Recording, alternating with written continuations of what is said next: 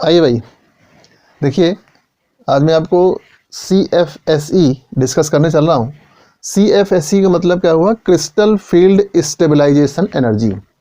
अब ये crystal field stabilisation energy क्या है और कैसे इसको हम कैलकुलेट करते हैं, क्या इसका मीनिंग है, आइए समझते हैं। जैसे मान लीजिए आपने कॉम्प्लेक्स लिया K3FeCN6। अब ये कॉम्प्लेक्स स्टेबल है, कितना स्टेबल है कितना स्टेबल नहीं है, किसी दूसरे कॉम्प्लेक्स के साथ इसको अगर हम कंपेयर करें तो हम कैसे कंपेयर करेंगे कि which one is more stable. उसमें से एक फैक्टर स्टेबलाइजेशन एनर्जी भी होती है। इसके कैलकुलेशन पर बेस्ड क्वेश्चन पूछा जाता है। कैसे कैलकुलेट करते हैं, इसके पहले हम लोग कॉम्प्लेक्स में पढ़ चुके हैं। स्प्लिटिंग ऑफ डी ऑर्बिटल कैसे, जरा समझिए। Suppose this is a degenerate D orbital और इस डीजनरेट डी ऑर्बिटल में सबकी एनर्जी सेम है। अगर कॉम्प्लेक्स बनता है, इस कॉम्प्लेक्स में ऑक्टाहेड्रल कॉम्प्लेक्स की स्प्लिटिंग अलग होती है, टेट्राहेड्रल की स्प्लिटिंग अलग होती है according to geometry. This is the splitting for octahedral complex, यानी इसको बोलते हैं ऑक्टाहेड्रल कॉम्प्लेक्स।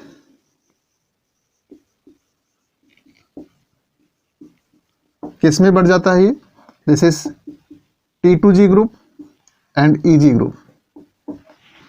अगर यही स्प्लिटिंग हम टेट्राहेड्रल में देखते हैं, splitting in of D orbital in tetrahedral complex, वो कैसे होता है जरा देखिए। This is degenerate D orbitals, सभी की एनर्जी सेम है। जब कॉम्प्लेक्स फॉर्मेशन होता है तो कॉम्प्लेक्स फॉर्मेशन के टाइम पर इसमें डी ऑर्बिटल में स्प्लिटिंग हो जाती है अकॉर्डिंग टू द ज्योमेट्री। ये हम लोग स्प्लिटिंग वाले लेक्चर में देख चुके हैं। ऑक्टाहेड्रल और टेट्राहेड्रल में स्प्लिटिंग रिवर्स होती है, यानी यहां पर आ जाएगा T2G और ये हो जाएगा EG। इस चीज को हमें ध्यान रखना है। दिस इज T2, इसको हम लोग G नहीं लिखते हैं, दिस इज E ग्रुप, यहां से G हट जाता है, ये डिफरेंस है। दिस इज फॉर स्प्लिटिंग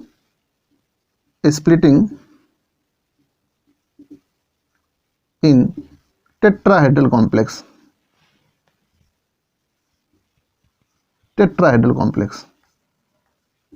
और इसके लिए मैंने आपको एनर्जी बताया था, किस तरह से एनर्जी में वेरिएशन होता है, स्प्लिटिंग कैसे होती है। This is berry centre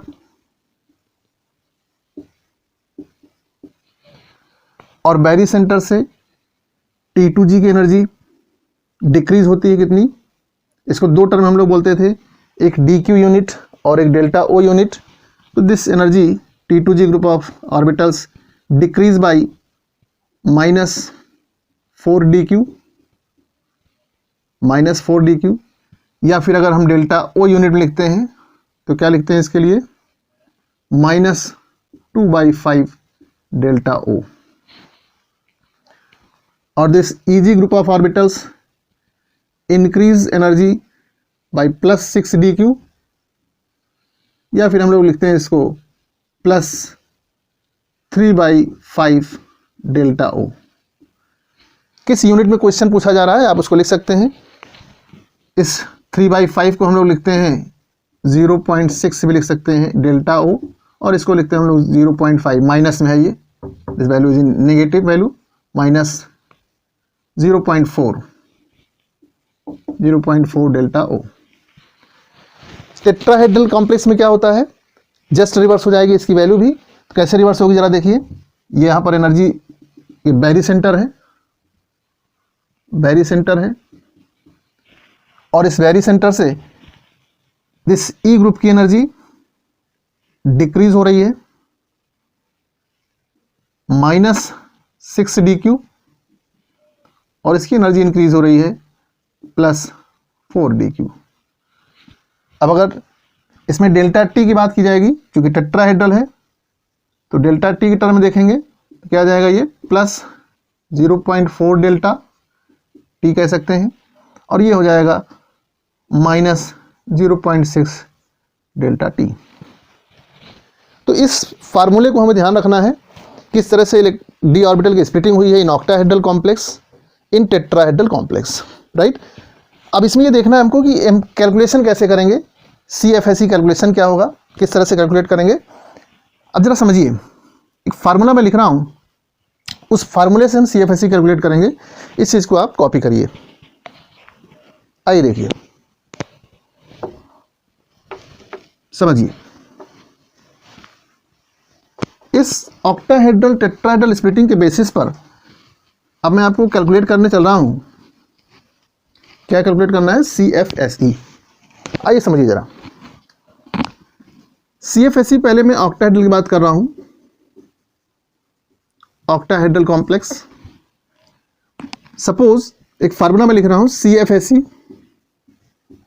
is equal to minus, मैं DQ यूनिट या 4 delta unit minus 0.4 into T2G group of electron, T2G electron plus 0.6 EG group of electron plus, अब यहां पर हमको देखना है, कहीं कहीं पर P लिखा होता है, हम इसको MP लिख दे रहे हैं, MP। अब जरा समझिए क्या है। ऑक्टाहेड्रल कॉम्प्लेक्स है, ये T2G इलेक्ट्रॉन और ये EG number of electrons in EG group, number of electrons in T2G group.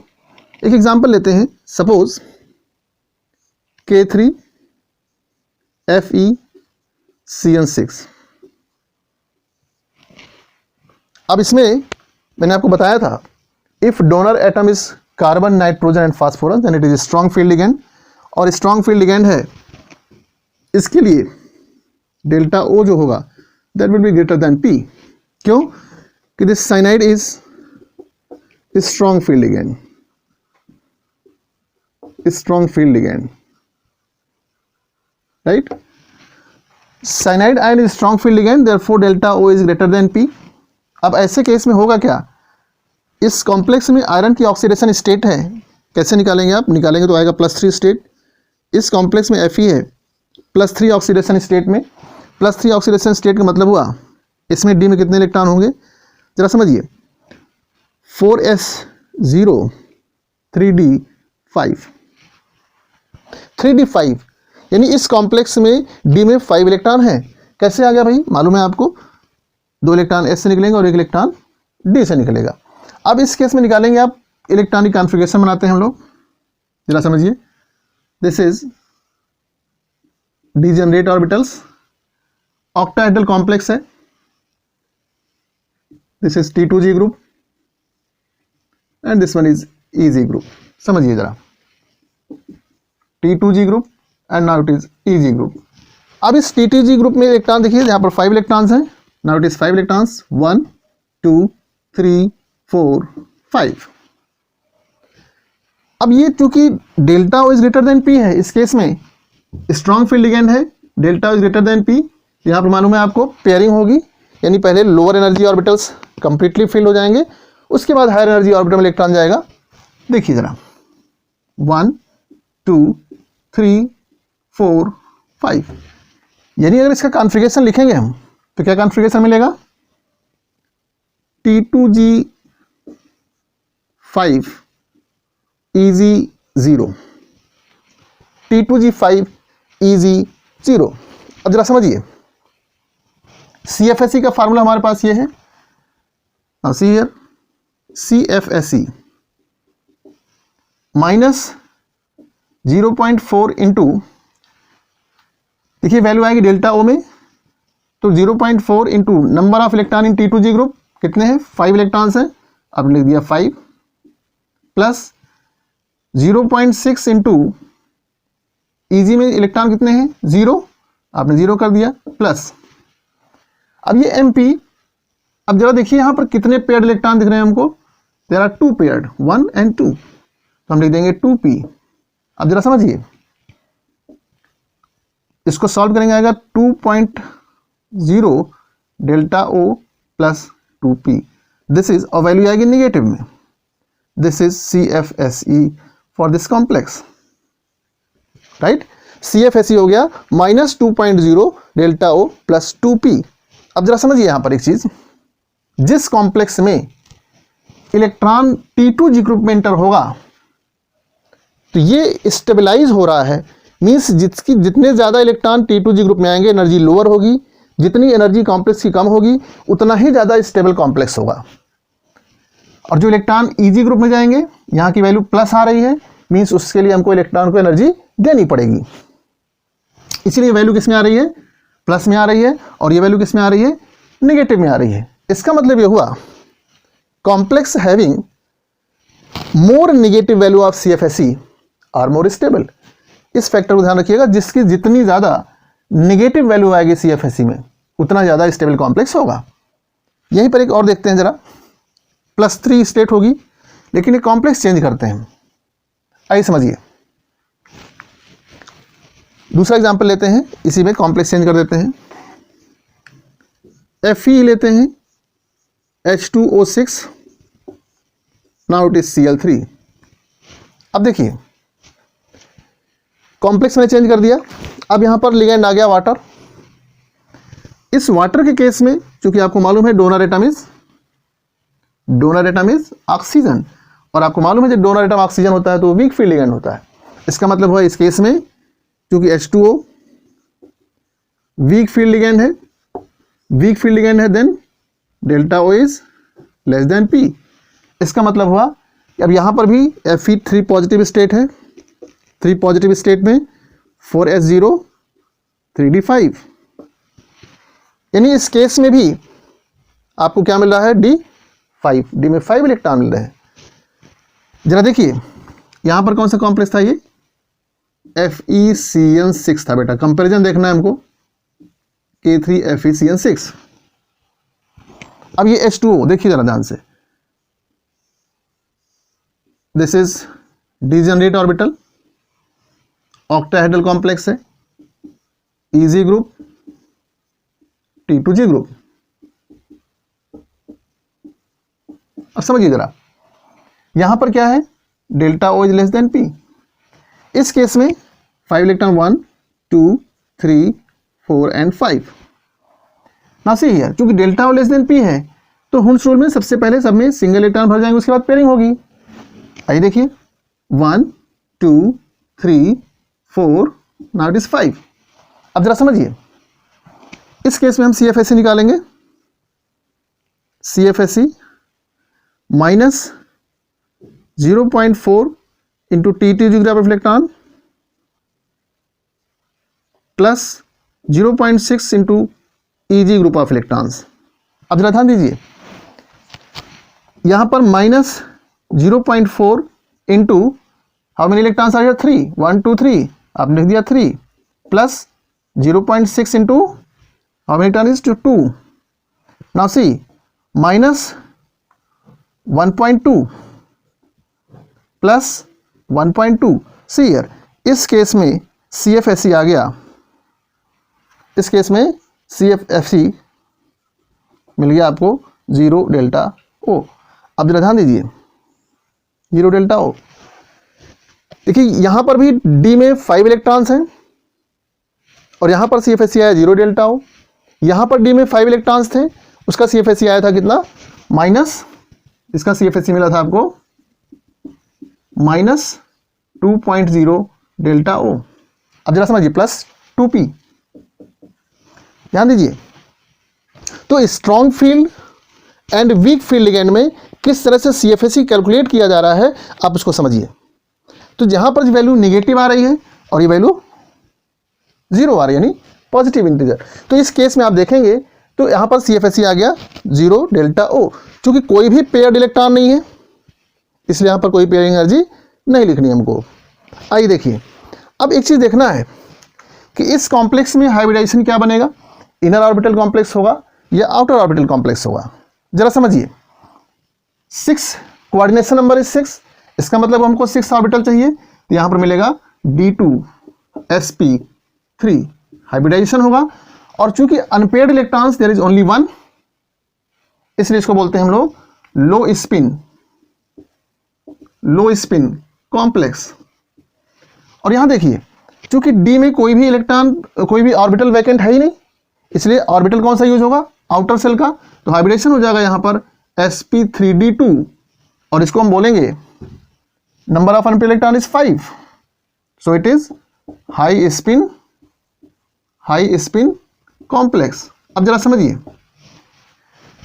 ये हाई स्पिन कॉम्प्लेक्स बना रहा है वीक फील्ड लिगेंड और स्ट्रॉन्ग फील्ड लिगेंड लो स्पिन कॉम्प्लेक्स बना रहा है। इसको बोल सकते हैं हम लोग इनर ऑर्बिटल कॉम्प्लेक्स और ये आउटर ऑर्बिटल कॉम्प्लेक्स। यानी यहां पर जो डी ऑर्बिटल यूज होगा वो आउटर सेल का यूज होगा, यहां पर जो डी ऑर्बिटल यूज होगा इनर सेल का यूज होगा। इसलिए इसको क्या नाम देते हैं, और बताया मैंने भी, inner orbital complex. This is inner orbital complex और ये क्या बनाएगा, आउटर ऑर्बिटल कॉम्प्लेक्स। समझिए बेटा, अब दो बातें निकल के आई यहां पर कि अगर वो स्ट्रॉन्ग फील्ड लिगेंड है तो लो स्पिन कॉम्प्लेक्स बना रहा है, इनर ऑर्बिटल कॉम्प्लेक्स बना रहा है, और अगर ये वीक फील्ड लिगेंड है तो हाई स्पिन कॉम्प्लेक्स बना रहा है, नंबर ऑफ अनपेयर्ड इलेक्ट्रॉन ज्यादा होंगे और आउटर ऑर्बिटल कॉम्प्लेक्स बनाएगा। इस तरह से मैं आपको एग्जांपल दे रहा हूं, उनके आप CFS से निकालने की कोशिश करिएगा। जरा समझिए, आइए देखिए, कुछ कॉम्प्लेक्स मैं लिख रहा हूं, इनके आप CFS से निकालिए, प्रैक्टिस करिए इनके। ध्यान दीजिए, COH2O whole 6 Cl3 NiH2O whole 6 SO4 और देखिए FeNH3 होल 6 SO4। ये कॉम्प्लेक्स हैं, इनके आपको CFSE कैलकुलेट करने हैं, राइट। अब जरा देखिए, CFSE के साथ में आपको एक चीज और सीख लेना है, क्या, EAN, बहुत इंपॉर्टेंट ये भी है, EAN। इसको कहते हैं effective atomic number, effective atomic number. अब जरा समझो बेटा क्या होता है ये इफेक्टिव एटॉमिक नंबर। सिडविक ने ये बताया जब कोई भी कॉम्प्लेक्स बनता है तो लिगेंड्स क्या करते हैं, पेयर ऑफ इलेक्ट्रॉन डोनेट करते हैं सेंट्रल मेटल को। Ligands pair of electron central metal को डोनेट कर रहे हैं, तो सेंट्रल मेटल के पास जो टोटल इलेक्ट्रॉन होगा, that total electron will be almost equal to any of the inert gas element. तो उसके लिए क्या बताया उन्होंने, फार्मूला एक है EN कैलकुलेट करने का, कैसे निकालते हैं जरा समझिए। EAN is equal to number of, ऐसे लिख सकते हैं आप, atomic number of central metal minus oxidation number plus 2 into coordination number. CN मतलब कोऑर्डिनेशन नंबर। इस फार्मूले को आप यूज करेंगे।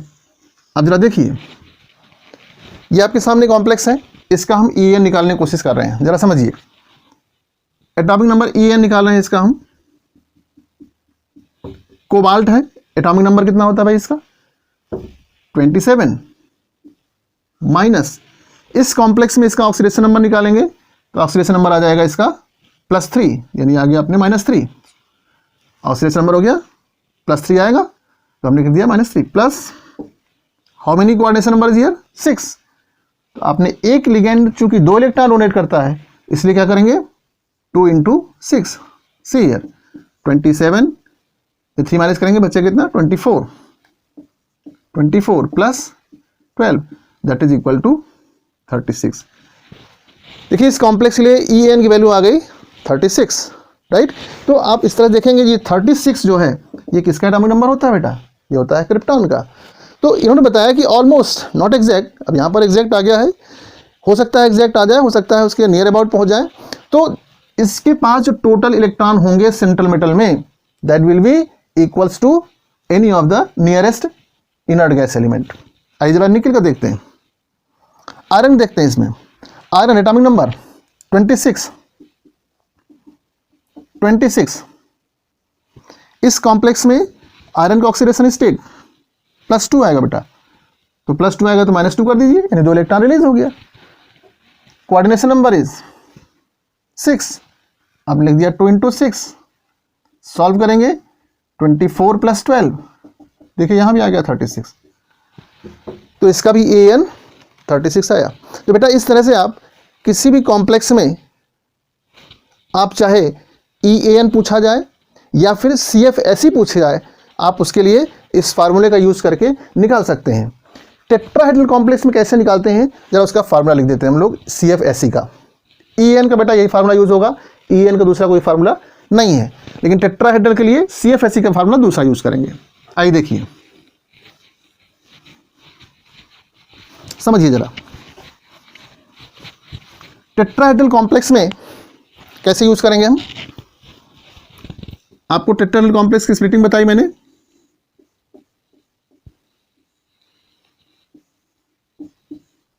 This is E and this is T2 group and this is E। अब जरा समझिए, चूंकि ये एनर्जी बारी सेंटर है, इसकी energy decrease -0.6 delta T and this energy will be increase +0.4 delta T।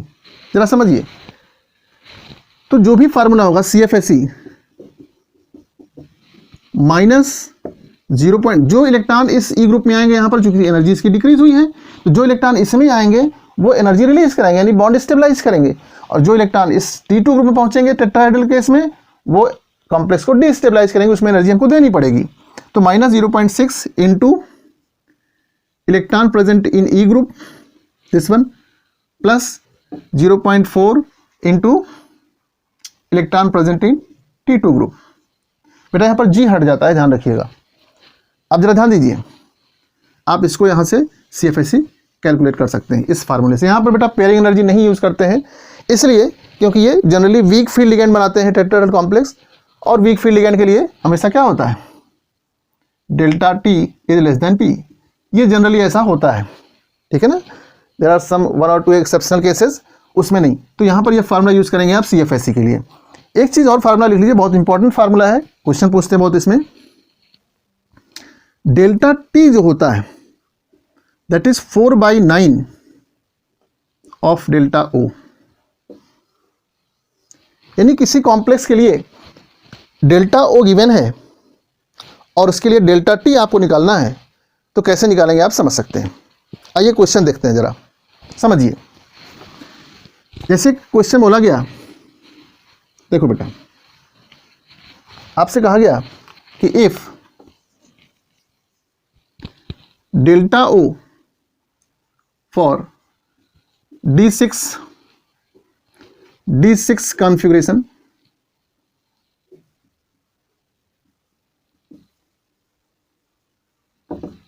in octahedral complex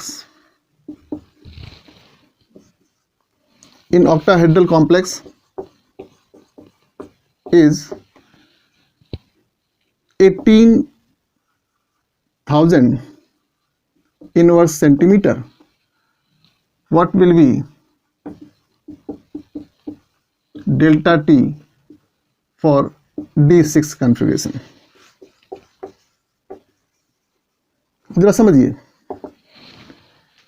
यहां पर डेल्टा O गिवन है, आपको डेल्टा T पूछा जा रहा है, सेम कॉन्फ़िगरेशन है, तो कैसे निकालेंगे। आपके पास फार्मूला है delta T is equal to 4/9 into delta O। इससे आप निकाल सकते हैं, डेल्टा O की वैल्यू गिवन है 4/9 इंटू 18,000, आपके पास रिजल्ट आ जाएगा 8,000 इनवर्स सेंटीमीटर। जरा समझिएगा, तो आप इससे डेल्टा O डेल्टा T का रिलेशन कैलकुलेट कर सकते हैं। एक क्वेश्चन और देखिए जरा बेटा, जैसे कह दिया गया कि there is a complex in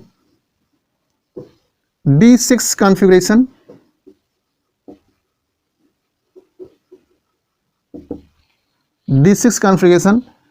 delta O equal to 25,000 inverse centimetre and its pairing energy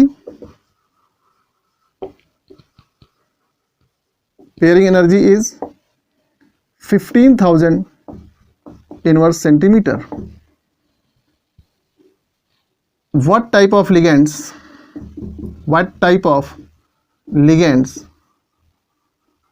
present in this complex?